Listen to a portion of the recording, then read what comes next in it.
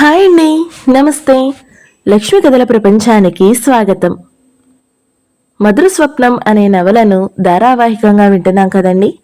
ఈరోజు ఈ వీడియోలో మనం మధుర స్వప్నం పార్ట్ 7 వినేద్దామండి. కృష్ణ టేబుల్ దగ్గర కూర్చుని హాస్పిటల్కి తీసుకురావాల్సిన మందులు, ఇంజెక్షన్లు మాణిక్యం లిస్టు చెబుతుంటే రాస్తున్నాడు.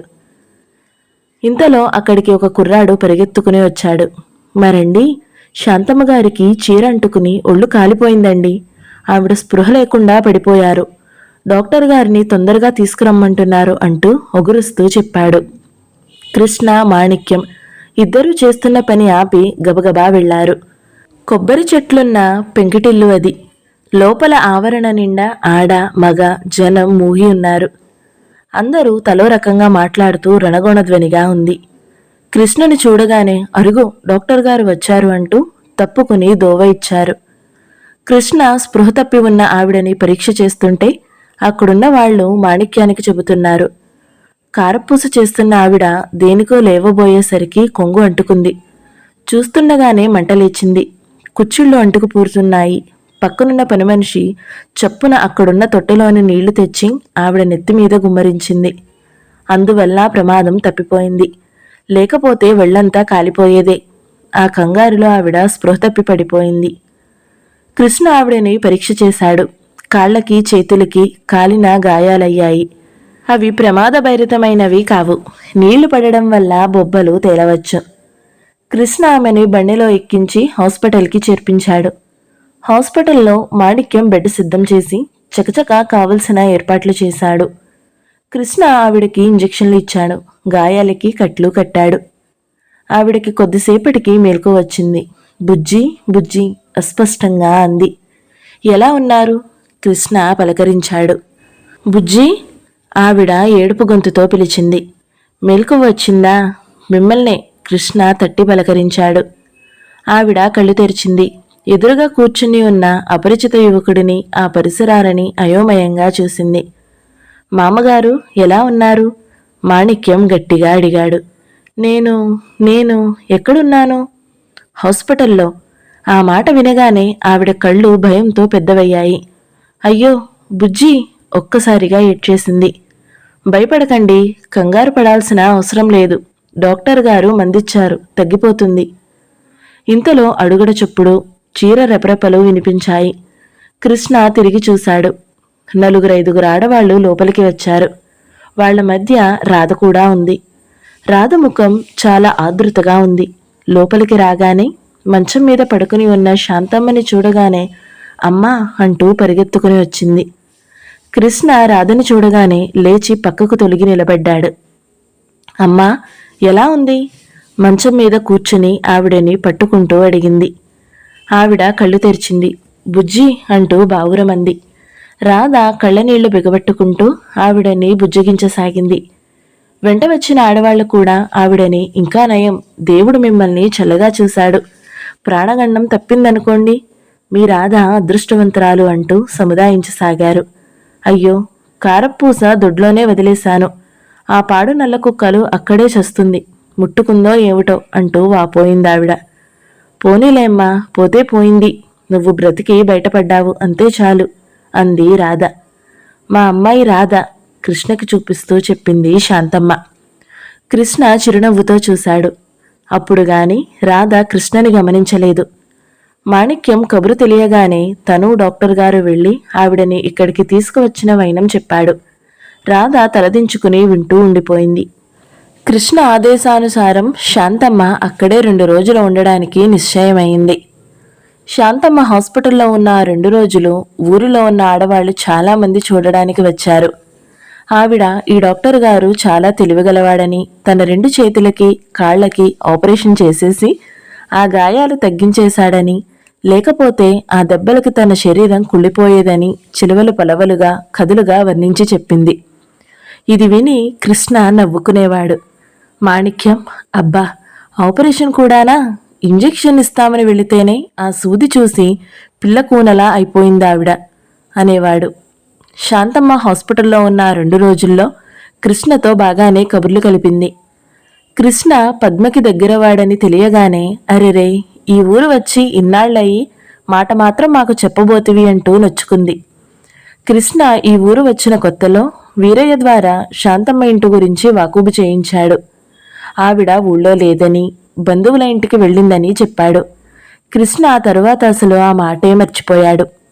పద్మకి నేను ఇవాళ్లే ఉత్తరం రాస్తాను.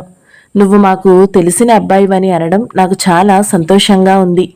నన్ను చావు నుంచి కాపాడావు. నువ్వు రక్షించకపోతే నాకు మా రాధ పెళ్లి చూసుకునే యోగం ఉండేది కాదు. మా రాధ దిక్కులేనిది అయిపోయేది. ఆవిడ ముక్కు చీదుతూ అంది. మీకు ఇప్పటికి 100 సార్లు చెప్పాను. మీకైన గాయాలు ప్రాణహాని కలిగించేవి కావని. నేను చేసింది చాలా స్వల్పమన్నాడు కృష్ణ. అలా అనకు బాబు, నీ రుణం నేను తీర్చుకోలేను. మా పక్కింటి నర్సమ్మ ఇట్లాగే ఒళ్ళు కాలిపోతే వారం రోజుల్లో ప్రాణం పోయింది. పిల్లలు దిక్కులేని పక్షులైపోయారు. ఆ విషయం గుర్తుకు వచ్చింది. మా రాధను చూస్తుంటే నా కడుపు చెరువైపోయింది. కళ్ళు ఒత్తుకుంటూ అంది. ఇప్పుడు ఏం కాలేదుగా, ఇక బాధపడకండి మామగారు అన్నాడు మాణిక్యం. ఏమిటో నాయనా, దాన్ని ఒక ఇంటిదాన్ని చేసే వరకు ఈ ప్రాణం నిలబడాలనే తప్ప బ్రతికి ఏదో బాపుకోవాలనే యావ కాదు. ఇప్పటికే లక్షణంగా కాపురం చేసుకోవాల్సిన పిల్ల అలా పాఠాలు చెప్పుకుంటూ నన్ను పోషించాల్సిన కర్మ దానికి పట్టించాననే కుమిలిపోతున్నాను. ఇంతలో రాధ అక్కడికి వచ్చింది. రాధని చూడగానే ఆవిడ మాటలు మింగేసింది. అయినా చివరి మాటలు రాధ చెవిన పడనే పడినాయి. మొదలు పెట్టేశావు సోది అంటూ చిరుకోపంగా చూస్తూ, అబ్బే నేనేం మాట్లాడలేదమ్మా. డాక్టర్ గారు ఎవరో కాదు, మన పద్మకి బాగా తెలిసినవాడేనట. మనకి ఈ విషయం తెలియదు సుమా. పద్మ మన దగ్గరికి వెళ్ళమని ఉత్తరం కూడా రాసి ఇచ్చిందట. ఎంతైనా దానికి నేనంటే ఎక్కడ లేని ఆపేక్ష. రాధ క్యారియర్ విప్పడం చూసి, మళ్ళీ అన్నం తెచ్చావా? ఇక్కడ అన్నం తిననని చెప్పానుగా అంది. ఈ పూటకి తిను, రేపు ఇంటికి వెళ్ళిపోదాం. నేను తినలేనమ్మా. అన్నమంతా మందుల వాసనే, కడుపులో తెములుతుంది. మీరెలా ఉపవాసాలు చేస్తే ఓపిక రాదు అన్నాడు కృష్ణ. నాకు సహించదు నాయనా. అయితే ఇంకో 2 రోజులు ఇక్కడే ఉంచుతాను. అన్నం తినకపోతే బలానికి ఇంకో 2 ఇంజెక్షన్లు ఇస్తాను అన్నాడు. ఇంజెక్షన్లా? ఏమీ వద్దులే, అన్నం తింటానులే అంది ఆవిడ చప్పున. ఒంటి మీద స్నానం చేసి 2 రోజులయింది. నీళ్లు నిప్పులు లేకుండా అన్నం తినడం మా ఇంట వంట లేదు. ఈ కాలి పని ఇన్నాళ్ళకి నేను చేస్తున్నాను అంది సణుగుతూ. ఆవిడ అన్నం తినసాగింది. రాధ ఆవిడకి అన్నం తినిపిస్తుంటే కృష్ణకి చూడముచ్చటగా ఉంది. రాధ తనే పెద్దయి ఆవిడే చిన్నైనట్టు కసురుతుంది. ఆవిడ చిన్నపిల్లలాగా మారం చేస్తుంది. కృష్ణ మర్నాడు ఆవిడని డిశ్చార్జ్ చేసేశాడు. వెళ్లే ముందు ఆవిడ, చూడు నాయనా, నువ్వు మా ఇంటికి తప్పక రావాలి. నాకు కాస్త తగ్గిన తరువాత మా ఇంట్లో భోజనం కూడా చేయాలి. నేనే వంట చేసి పెడతాను. ఇదిగో నా చేతి గోంగూర పులుసు తిన్నావంటే పద పద అంది రాధ. అలాగేలేండి అన్నాడు కృష్ణ. రాధ ఒక్కసారిగా కనీసం మర్యాదకైనా తనని ఇంటికి రమ్మని అనలేదు. 2 రోజుల అనంతరం కృష్ణ శాంతమ్మ గారిని చూడడానికి వెళ్ళాడు. ఆవిడ అతనిని రా నాయనా రా అంటూ ఆహ్వానించింది. కృష్ణ ఆవిడ గాయాల్ని కట్లు విప్పి పరీక్ష చేసి ఇక బ్యాండేజ్ అవసరం లేదని చెప్పాడు. ఆవిడ వంటింట్లోకి చూస్తూ, రాధా, ఎవరొచ్చారో చూడు అంటూ కేక పెట్టింది. కృష్ణ ఆసక్తిగా చూశాడు. కాని రాధ బయటికి రాలేదు. డాక్టర్ గారు వచ్చారు, కాస్త కాఫీ పెట్టు అంటూ పురమాయించింది. కొద్దిసేపటికి రాధ కాఫీ తీసుకుని రాలేదు. అమ్మా, కాఫీ తీసుకెళ్ళు అని కేకపెట్టింది. నువ్వు తీసుకురా ఆజ్ఞాపించింది. రాధ లోపలి నుంచి రాలేదు. ఆవిడే లేచి వెళ్ళింది. కాఫీ గ్లాస్ తీసుకుని వచ్చింది. రాధకి తలనొప్పిగా ఉంది నాయనా అంది. కృష్ణ కాఫీ తాగుతూ ఇల్లి కలియజూశాడు. ఇంట్లో పేదరికం కొట్టొచ్చినట్టు కనిపిస్తుంది. కాని ఆ పేదరికంలో ఒక హుందాతనం ఉంది. ఇల్లు చాలా శుభ్రంగా ఉంది. గుమ్మాలకి అల్లిక పరదాలు వేలాడుతున్నాయి. మా రాధ చాలా బాగా అల్లుతుంది. ఇది అదే అల్లింది నాయనా. కుట్టు పని ఎంత బాగా చేస్తుంది అనుకున్నావు అంటూ అల్మారా తెరిచి కుట్టినవన్నీ తెచ్చి అతని ముందు పడేసింది. కృష్ణ కుట్టుపని గురించి తెలియకపోయినా శ్రద్ధగా చూశాడు. కుట్టుపని చాలా నాజుగ్గా, ఎంతో ఏకాగ్రతగా ఉంటేనే కాని సాధ్యం కాదు సుమా అన్నట్టున్నాయి. నేను వస్తాను, మీకిక మందులేమీ అవసరం లేదు. కృష్ణ బ్యాగ్ తీసుకుని లేచాడు. అతను బయటికి వచ్చి సైకిల్ తీస్తుంటే చిట్టి అక్కడికి పరిగెత్తుకుని వచ్చింది. కవరు ఒకటి అందించింది. ఏమిటిది అడిగాడు. టీచర్ అమ్మగారు ఇచ్చింది. టీచర్ అమ్మగారు ఇచ్చింది రివ్వున పరిగెత్తుకుని వెళ్ళిపోయింది.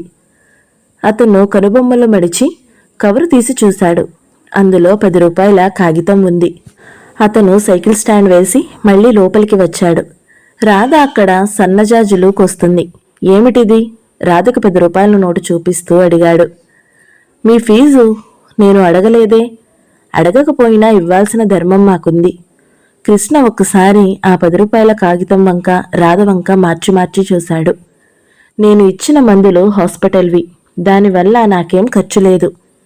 కానీ మీరు ఇంటికి వచ్చి చూశారు. దీనికైనా మేమివ్వాలి వెంటనే అంది. అతను కాస్త ఆగి అన్నాడు. నేను మీ ఇంటికి డాక్టర్గా రాలేదు. పద్మకు తెలిసిన బంధువుగా వచ్చాను. తీసుకోండి 10 రూపాయలు. ఇంకే మంచి కార్యక్రమానికైనా సద్వినియోగం చేయండి. అతను ఆ కాగితం అక్కడ అరుగు మీద పెట్టి వెళ్ళిపోయాడు. రాధ అటే చూస్తూ నిలబడిపోయింది. 10 రోజుల అనంతరం శాంతమ్మగారు కృష్ణని భోజనానికి రమ్మని మరీ కబురు చేసింది. కాని అతను వెళ్ళలేదు. ఏదో సాకు చెప్పి తప్పించుకుంటూ వచ్చాడు.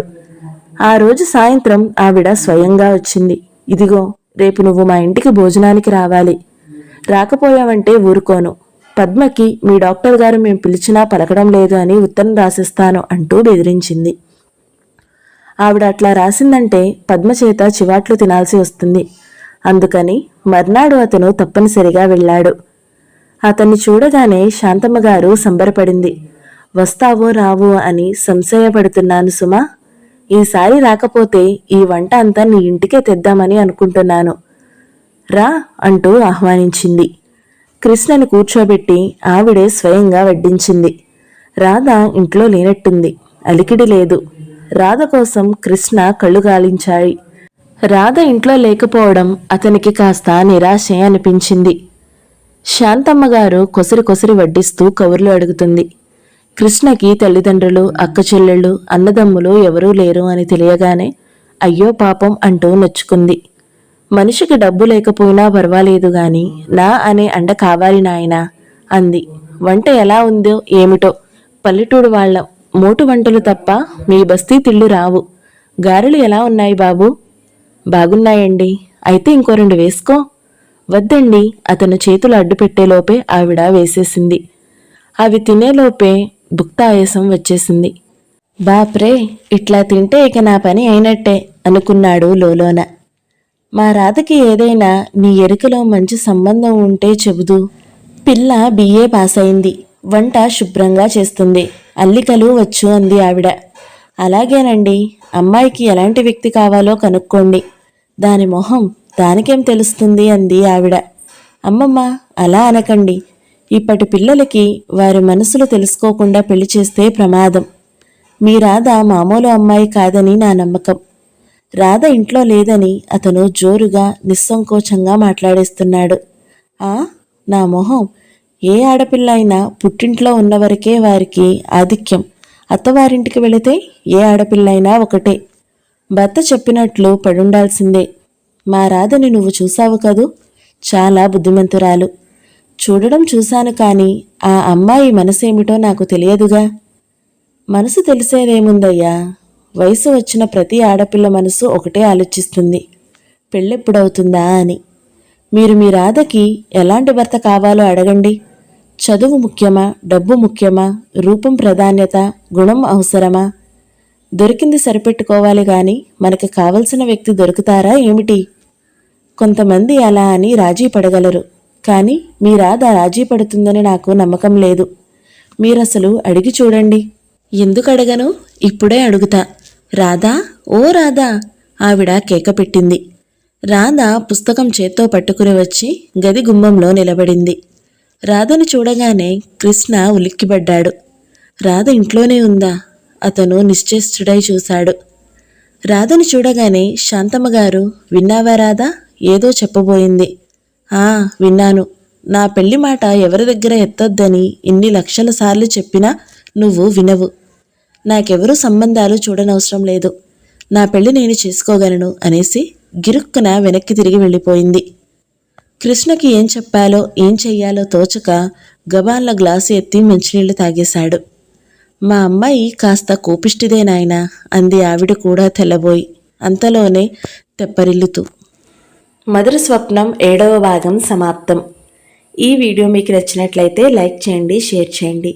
ఇలాంటి మరిన్ని మంచి వీడియోల కోసం మన ఛానల్ని సబ్స్క్రైబ్ చేసుకోండి. Thank you so much for watching. నమస్తే.